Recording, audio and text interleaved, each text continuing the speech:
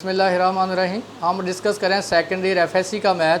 Previous lecture से हम discuss कर रहे हैं वेक्टर्स। आज हम उसका सबसे इम्पॉर्टेंट थोड़ा पढ़ेंगे, द रेशो फार्मूला। देखिए इसकी स्टेटमेंट है, let A and B two points whose position vectors A and B respectively. If a point P divide the line segment A B into ratio P ratio Q is given by R is equal to Q A plus P B over P plus Q. देखिए A, small A और small B यहाँ vectors को show कर रहे हैं। P और Q यहाँ हमारे पास रेशोज़ हैं, यानी हमारे पास ये दोनों जो क्वांटिटीज़ हैं ये क्या हैं, स्केलर्स हैं, और ये दोनों हमारे पास क्या हैं, वेक्टर्स हैं। तो देखें ये हमारे पास एक लाइन सेगमेंट है ए बी, इसको एक पॉइंट पी डिवाइड कर रहा है, कौन सी रेशो डिवाइड कर रहा है, स्मॉल पी और रेशो क्यू। अब आप देखें ये हमारे पास ओरिजिन ऑफ रेफरेंस है, इसको इसके साथ मिलाएं, ओ ए ओ बी। देखें ओ है हमारे पास पोजीशन वेक्टर ए है, ओ बी का पोजीशन वेक्टर हमारे पास बी गिवन है। देखें इसको एक पॉइंट पी डिवाइड कर रहा है in ratio P ratio Q. देखिए ये हमारे पास जो पोजीशन वेक्टर है वो क्या है, आर। इसका मतलब पॉइंट ओ का पोजीशन वेक्टर स्मॉल ए है, पॉइंट बी का पोजीशन वेक्टर स्मॉल बी है, और पॉइंट पी का जो पोजीशन वेक्टर है वो ए है। तो हमारे पास जो लाइन सेगमेंट है ए से पी और पी से बी, लिखें let point P divides the line segment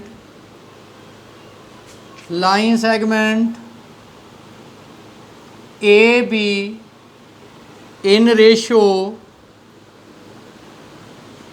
P ratio Q।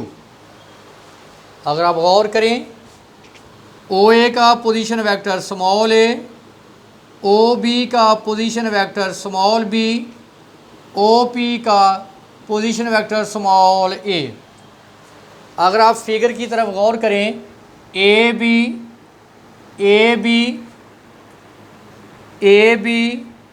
Ratio, देखें A B ratio P B बराबर है रेशो, देखें ए पी की रेशो क्या है, पी बराबर, देखें पी बी की रेशो क्या है, क्यू। मैंने ए पी की रेशो ले ली पी बी के साथ, क्या रेशो है, पी रेशो क्यू।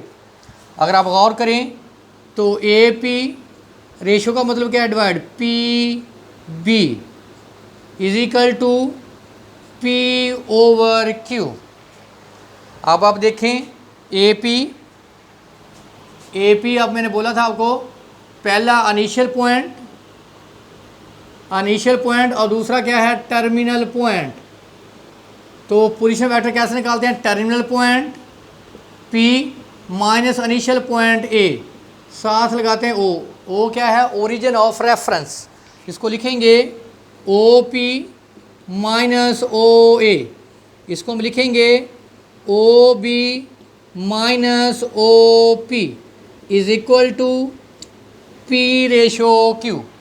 गौर करें OP किसके बराबर है, R के, OA किसके बराबर है, A के, OB बराबर है पोजीशन वेक्टर B के, OP बराबर है R के, is equal to P over Q। Cross multiplying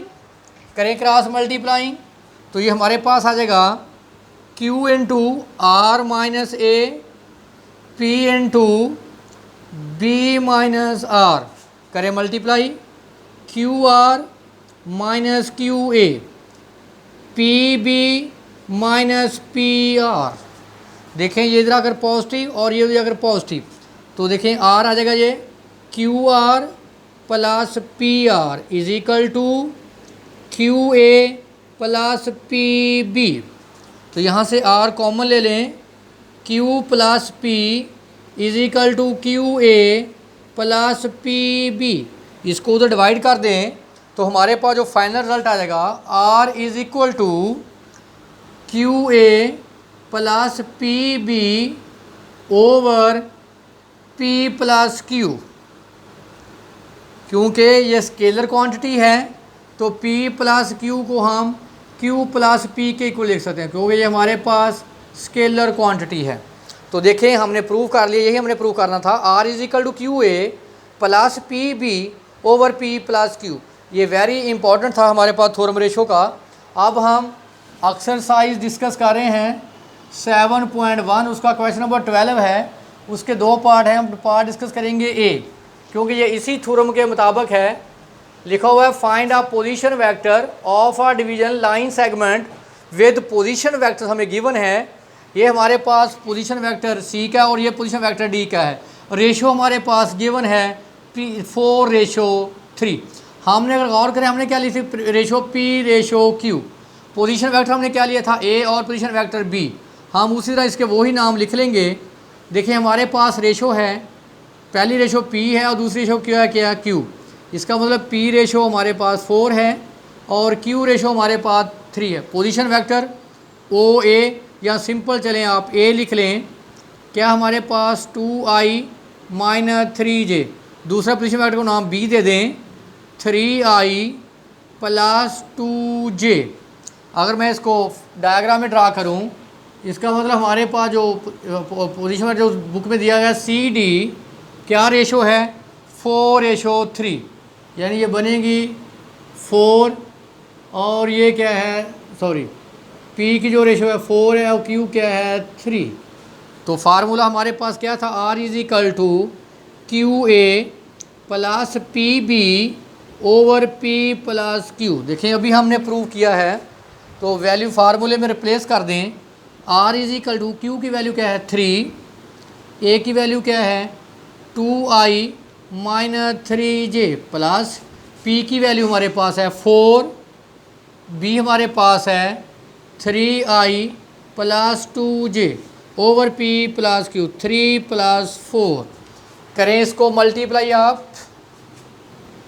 R is equal to 6i - 9j plus 12i plus 8j over 7। R is equal to i को i में add कर दें 18i और j को में j में ऐड करें -j ओवर 7। देखें ये हमारे पास ऐसा पोजीशन वेक्टर है जो पोजीशन वेक्टर A और B को डिवाइड कर रहा है 4:3 में। ये हमारे पास रिक्वायर्ड आंसर। हमारे पास चैप्टर नंबर 7 है, एक्सरसाइज हम डिस्कस कर रहे हैं 7.1, उसका क्वेश्चन नंबर 14 है। वेरी वेरी इंपॉर्टेंट है, ज़रा स्टेटमेंट को फॉलो करें। Prove that the line segment joining the mid point of 2 sides of a triangle. देखिए यार इतनी पॉइंट की वजाहत करें। ये हमारे पास ट्राइंगल है, कहता कि अगर आप ट्राइंगल किसी 2 साइड का मिड पॉइंट लें, देखिए इस लाइन का मिड पॉइंट ये है और इसका मिड पॉइंट ये है। अगर आप इन दोनों को मिड पॉइंट को आपस में मिलाएं, देखिए स्टेटमेंट को, prove that line segment joining the mid points of 2 sides of a triangle. मैंने 2 ट्राइंगल के 2 साइड्स के मिड पॉइंट लेके मैं दोनों को आपस में मिला दिया। आगे लिखता है is a parallel to the third side. कहता देखिए मैंने इस साइड और इस साइड का मिड पॉइंट लिया, थर्ड साइड अब कौन सी बची ये जो हमारे पास ये जो मैंने लाइन सेगमेंट जो आपस में मैंने मिलाया है, ये तीसरी साइड के क्या है पैरेलल। अगर मैं इसको नाम दे दूं A B और इसको हम नाम क्या बोल दें C।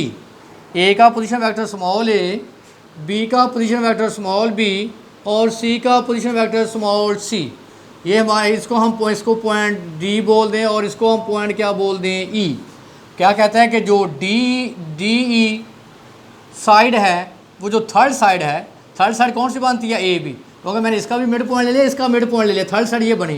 कहता है जो DE है वो किसके पैरेलल है AB के, यानी ये पॉइंट सॉल्व करना है हमने कि DE पैरेलल है AB के, पैरेलल टू AB। नेक्स्ट हमने साबित करना है टू थर्ड साइड। आगे लिखता है एंड हाफ एज लॉन्ग, वो उसकी क्या है उसके हाफ के इक्वल है, यानी हमारे पास AB बराबर होगा इसके हाफ के 1/2 DE। ये मैंने साबित करना है कि जो थर्ड साइड है वो हमारे पास हाफ है किसका DE का। अगर आप देखें तो आपने पैरेलल की डेफिनेशन पढ़ी थी A is equal to lambda B. देखिए ये ए का काम कर रहा है और ये बी का। लैम्डा हमारे पास क्या है 1/2, क्योंकि जब वो पैरेलल की बात की है तो इसका मतलब है कि हम पैरेलल वेक्टर की डेफिनेशन को सेटिस्फाइड करेंगे। तो अब हम लिखें इसको। अगर आप देखें तो हमारे पास जो ई है वो क्या है, बी सी का मिड पॉइंट। तो देखिए मिड पॉइंट कैसे निकालते हैं, दोनों पोजीशन वेक्टर को ऐड करके 2 पे डिवाइड करते हैं, बी प्लस सी ओवर 2। इसका मिड पॉइंट लें, दोनों पोजीशन वेक्टर ए और बी। मिड हमेशा कैसे निकालते हैं, दोनों वेक्टर को ऐड करके 2 पे क्या कर देते हैं, डिवाइड। तो इसका मतलब मैंने पॉइंट डी भी फाइंड कर लिया और पॉइंट ई भी फाइंड कर लिया। तो लिखें हमारे पास let A B C B position vectors of point A B and C respectively, and D E be the midpoints of sides AC and BC। तो क्लियर कर लें, हमारे पास ओ ए का पोजीशन वेक्टर स्मॉल ए, ओ बी का position vector small B, ओ सी का position vector small C. इस तरह O D point हमारे पास है position vector A plus B over 2। इस तरह हमारे पास पॉइंट ई का पोजीशन वेक्टर है ई का बी प्लस सी ओवर 2। मेरा क्या काम है कि मैं ए बी को पैरेलल साबित करूं डी ई के। तो निकालें पहले वेक्टर ए बी हमारे पास क्या होगा, ओ बी माइनस ओ ए, यानी terminal point minus initial point. मैं बारहा बता चुका हूँ, पहले पॉइंट को इनिशियल पॉइंट बोलते हैं स्टार्ट वाले को, और दूसरे को हम क्या बोलते हैं, यानी ए इनिशियल पॉइंट है, बी क्या है, टर्मिनल पॉइंट। तो हमेशा टर्मिनल पॉइंट में से इनिशियल पॉइंट को माइनस करते हैं। तो ओ बी हमारे पास क्या है बी, ओ ए हमारे पास क्या है ए। इसको मैंने बोल दिया क्वेश्चन नंबर 1, क्योंकि इसको मैं यूज़ करूँगा। ए बी हमारे पास आ गया बी ए। अब यूज़ करें आप डी ई, क्योंकि मैंने ए बी को पैरेलल सॉल्व करने हैं डी ई के।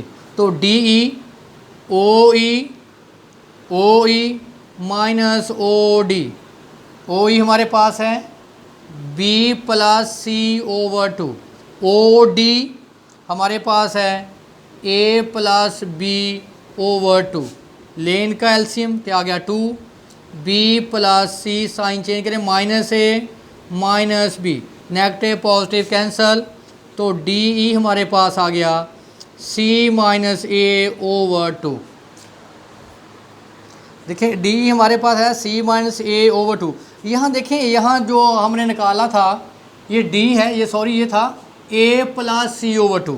ये हमारे पास आएगा ए प्लस सी ओवर 2, ए प्लस सी। देखिए ये हमारे पास ये पोजीशन सी था, ए प्लस सी ओवर 2 आएगा। तो इसका एलसीएम लें, minus A minus C, negative positive cancel. तो हमारे पास जो वेक्टर बचेगा वो आएगा बी माइनस ए ओवर 2। तो जो हमारे पास डी ई आ गया वो आ गया बी माइनस ए ओवर 2। तो क्लियर करें ज़रा डी ई इक्वेशन देखें, बी माइनस ए। तो बी माइनस ए हमारे पास किसके बराबर है, ए बी के। तो ए बी ओवर 2।